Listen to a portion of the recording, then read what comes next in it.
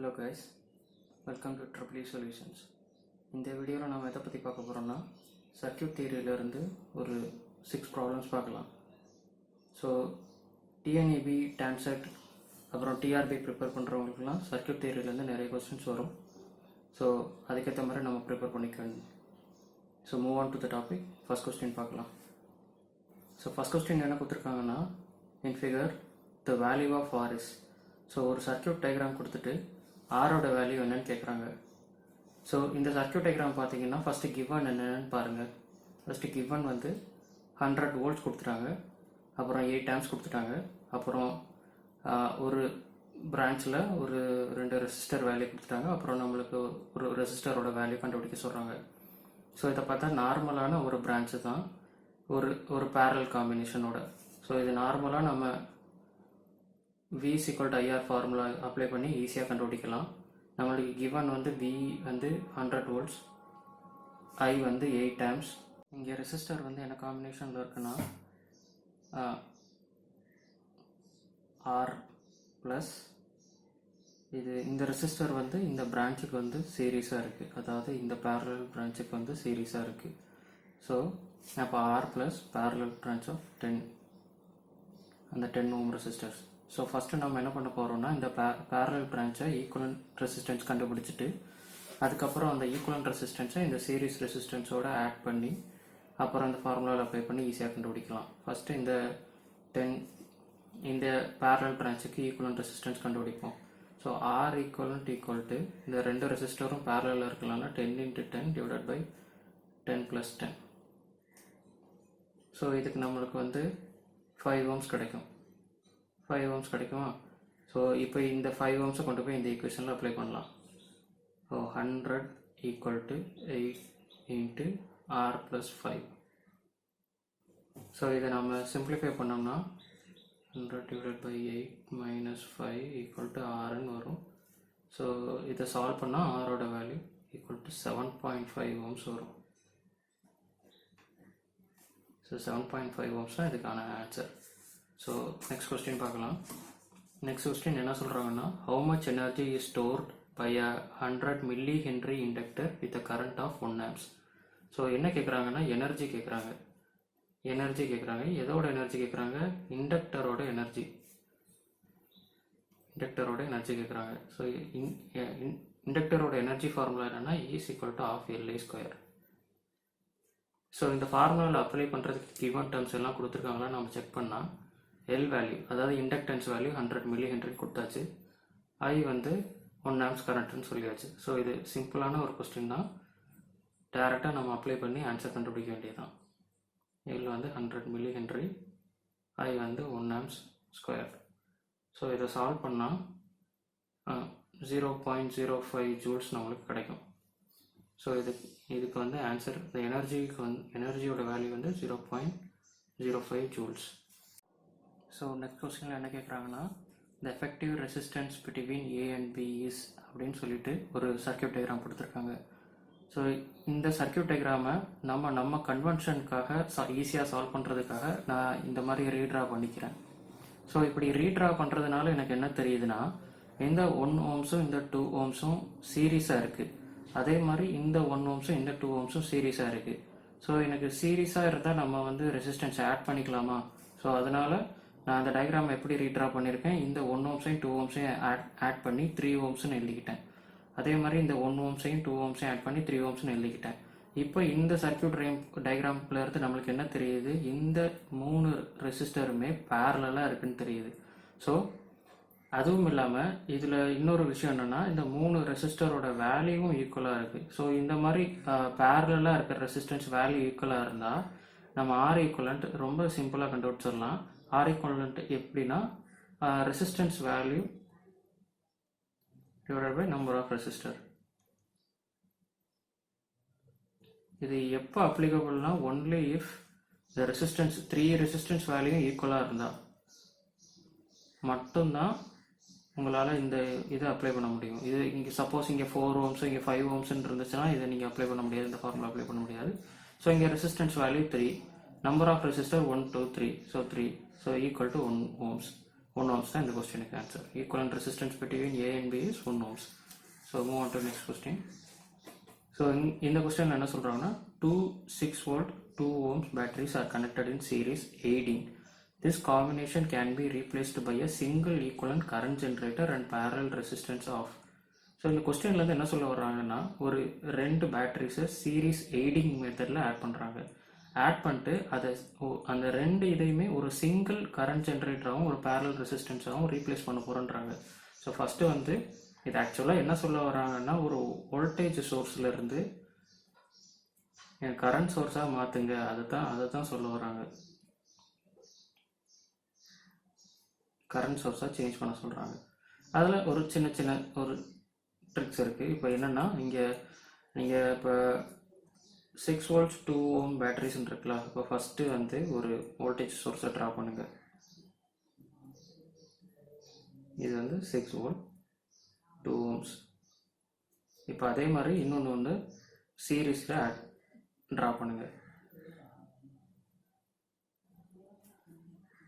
இப்போ இது ரெண்டையும் வந்து நான் சீரீஸில் கனெக்ட் பண்ணிட்டேன். அப்புறம் சீரீஸை கனெக்ட் பண்ணும்போது முக்கியமாக நோட் பண்ண வேண்டிய விஷயம் என்னென்னா இது எய்டிங்கா இல்லை அப்போசிங்கா நம்ம ஃபஸ்ட்டு கொஸ்டினில் செக் பண்ணணும். எய்டிங் இல்லைன்னா அப்போசிங்கான்னு. அப்போசிங் இங்கே வந்து சீரீஸ் எய்டிங் நம்ம கொடுத்துட்டாங்க. ஸோ அதனால் வந்து நான் சீரீஸ் எய்டிங் படி ட்ரா பண்ணியிருக்கேன். இதே அப்போசிங்னு அவங்க மென்ஷன் பண்ணியிருந்தாங்கன்னா நான் வந்து ரிவர்ஸில் இது வர ட்ரா பண்ணியிருப்பேன். இந்த மாதிரி ட்ரா பண்ணியிருப்பேன். இது எய்டிங்னு சொன்னனால வந்து கரண்ட் ஒரே 2 பேட்டரிஸ், அதாவது வோல்டேஜ் சோர்ஸ் வந்து சீரீஸாக ஆட் ஆகிருக்கு. ஸோ இதை வந்து நம்ம வந்து கரண்ட் சோர்ஸாக ரீப்ளேஸ் பண்ண போகிறோம். கரண்ட் சோர்ஸாக ரீப்ளேஸ் பண்ணோம்னா நமக்கு வந்து ஆல்ரெடி வோல்டேஜ் வேல்யூவும் ரெசிஸ்டர் வேல்யூவும் தெரியும். அப்போ I is equal to V/R. அந்த மெத்தடில் நம்ம வந்து இப்போது ஃபஸ்ட்டு வந்து இந்த 2 வோல்டேஜையும் ஆட் பண்ணோம். இது சீரீஸ் எய்டிங்கில் இருக்குது. அப்போ ஆட் பண்ணிக்க வேண்டியதான். 6 + 6 = 12 volt. ஸோ அதே மாதிரி ரெசிஸ்டன்ஸும் சீரீஸில் இருக்குது, நம்ம ஆட் பண்ணிக்கலாம். So R equivalent = 2 + 2 4 ohms. So V வந்து என்னென்னா நம்மளுக்கு வந்து 12 volts, R என்னென்னா 4 ohms. So equal to 3 amps. I is equal to 3 amps, R equal to 4 ohms. I is equal to 3 amps, R equal to 4 ohms. இதுதான் நம்ம answer. So அந்த answer வந்து இங்கே இருக்குது. First option 3 amps 4 ohms. So என்ன சொல்கிறாங்கன்னா 2 batteries வந்து series aiding கனெக்ஷனில் add பண்ணியிருக்கோம். அதை வந்து நம்ம கரண்ட் ஜென்ரேட்டாகவும் பேரலல் ரெசிஸ்டன்ஸாகவும் ரீப்ளேஸ் பண்ணணும். ஸோ அது வந்து என்னென்னா கரண்ட் ஜென்ரேட்டர் கரண்ட் சோர்ஸ் தான். Current source parallel with resistance. So இப்படி கன்வெர்ட் பண்ண சொல்லியிருக்காங்க. வோல்டேஜ் சோர்ஸை நம்ம சீரீஸ் எய்டிங் படி ஆட் பண்ணோம். 6 volts ஆட் பண்ணோம். 12 volts ஈக்குவலன்ட் வோல்டேஜ். அதே மாதிரி ரெசிஸ்டன்ஸ் சீரீஸில் இருந்துச்சு 2 ohms அது ரெண்டையும் ஆட் பண்ணோம். R equivalent = 4 ohms. I கண்டுபிடிக்கிறதுக்கு I is equal to V/R. Vயில் வந்து 12 சப்ஸ்டியூட் பண்ணோம். R equal to 4 ரெண்டையும் சப்ஸ்டியூட் பண்ணி சால்வ் பண்ணால் நமக்கு 3 amps கிடச்சிது. ஸோ அது நம்மளுக்கு வந்து ரிசல்ட் என்னென்னா I is equal to 3 amps, R equal to 4 ohms. So move on to next question. So next கொஸ்டினில் என்ன கேட்குறாங்கன்னா Thevenin's impedance across terminal AB of the network shown in figure. அதாவது வந்து தெவினின்ஸ் இம்பிடன்ஸ், அதாவது Z தெவினின் கேட்குறாங்க. Z தெவினின் கேட்குறதா இருந்தால் நம்மளுக்கு தெவினின்ஸ் தியரம் படி நம்மளுக்கு என்ன தெரியும்னா வோல்டேஜ் சோர்ஸாக இருந்தால் அதை ஷார்ட் பண்ணணும், கரண்ட் சோர்ஸாக இருந்தால் அதை ஓப்பன் பண்ணணும். ஸோ அப்போ அந்த சர்க்கியூட்டை நான் வந்து voltage source current source remove பண்ணிட்டு நான் ட்ரா பண்ணலாம். இப்போ இங்கே பார்த்தீங்கன்னா கரண்ட் சோர்ஸ் இருக்கா? ஸோ இந்த கரண்ட் சோர்ஸை நான் அப்படியே ஓப்பன் பண்ணிடலாம். அப்போ இந்த கரண்ட் சோர்ஸை கம்ப்ளீட்டாக நான் ரிமூவ் பண்ணிடுறேன். ஸோ ரிமூவ் பண்ணிவிட்டு ட்ரா பண்ணுறேன். இங்கே வந்து ஒரு ரெசிஸ்டர் 3 ohms, 2 ohms, 2 ohms, அப்புறம் இங்கே 2 ohms. ஸோ இது 2 ohms, இதுவும் 2 ohms, இதுவும் 2 ohms.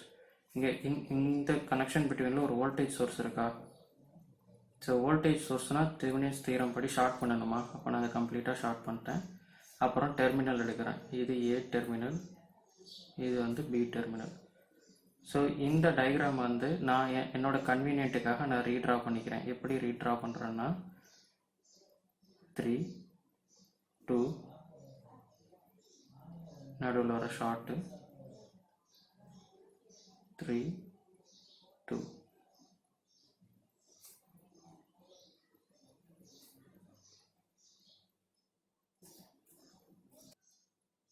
ஸோ இங்கே வந்து 3 ohms, இங்கே 2 ohms, இங்கே 2 ohms, இங்கே 2 ohms. இதை நான் ஃபர்தராக ரீட்ரா பண்ணுறதா இருந்தால் இப்படி ரீட்ரா பண்ணும். 3 இங்கே 2 இங்கே 3 ohms 2 ohms, அப்புறம் இன்பிட்வீனில் ஒரு ஷார்ட் போகுது. அப்புறமா வந்து இதுவும் 2 இது 2, அதனால் ஏ டெர்மினல் இது பி டெர்மினல். ஸோ இப்போ நீங்கள் பார்த்தீங்கன்னா இந்த 3யும் இந்த 2வும் பேரலாக இருக்கா, அதே மாதிரி இந்த 2வும் இந்த 2வும் பேரலாக இருக்கா. ஸோ அப்போ வந்து 3க்கும் 2க்கும் நான் பேரலல் எடுக்கிறேன். 3 × 2 divided by 3 + 2 5. இது வந்து 6/5 வரும். அப்புறம் 2க்கும் 2க்கும் பேரலல் எடுத்தால் 1 ohms வரும். ஸோ இப்போ எனக்கு சர்க்யூட் டயக்ராம் எப்படி மாறும்னா ஏ இது பி, இங்கே 6/5 ohms இருக்கும், இங்கே 1 ohms இருக்கும். இப்போ இதே ரெண்டையும் நீங்கள் ஆட் பண்ணிங்கன்னா 6/5 + 1 that is equal to 5 6 11/5 வரும். 11/5 ohms. ஸோ ஆப்ஷன் 4 11/5 ohms கரெக்டான answer. So move on to next question. Obtain the star connected equivalent for the delta connected circuit shown in figure. So அவங்க என்ன கொடுத்துருக்காங்கன்னா ஒரு டெல்டா கனெக்ஷன் கொடுத்துட்டாங்க. அந்த delta connection கொடுத்துட்டு இப்போ இந்த ஸ்டார் கன்வர்ஷனில் கன்வெர்ட் பண்ண சொல்கிறாங்க. ஸோ இப்போ இது ஸ்டாராக இருக்குன்னா இப்போ இது டெல்டாவாக இருக்குன்னா இதை ஸ்டாராக எப்படி மாற்றுறதுன்னா ஒரு இமேஜினேஷனுக்கு ஒரு டயக்ராம் நான் ட்ரா பண்ணுறேன். ஸோ இந்த டெல்டா கனெக்ஷன் ஸ்டாராக இப்படி தான் மாறும். ஸோ இந்த பர்டிகுலர் ரெசிஸ்டர் வேல்யூ எப்படி கண்டுபிடிக்கிறதுனா இதுக்கு ரைட் சைடும் லெஃப்ட் சைடும் இருக்கிற ரெசிஸ்டரை மல்டிப்ளை பண்ணி divided by sum of all the resistor. அதாவது இந்த பர்டிகுலர் ரெசிஸ்டர், அதாவது இப்போ நான் இதை R1ன்னு வைக்கிறேன், இதை R2ன்னு வைக்கிறேன், இதை R3ன்னு வைக்கிறேன். இப்போ R1 எப்படி கண்டுபிடிக்கணும்னா ரைட் சைடில் இருக்கிற ரெசிஸ்டர் இன்ட்டு லெஃப்ட் சைடில் இருக்கிற resistor divided by sum of all the resistor. So 13 + 12 + 14. ஸோ இதை சால்வ் பண்ணிங்கன்னா உங்களுக்கு 4 ohms கிடைக்கும். ஸோ அதே மாதிரி R2க்கு எப்படின்னா இப்போ இங்கே தான் இருக்குது R2. R2க்கு ரைட் சைடு லெஃப்ட் சைடு என்ன இருக்குது 13 × 14 divided by sum of all the resistance 13 + 12 + 14. So that is equal to around 4.66 ohm வரும் உங்களுக்கு.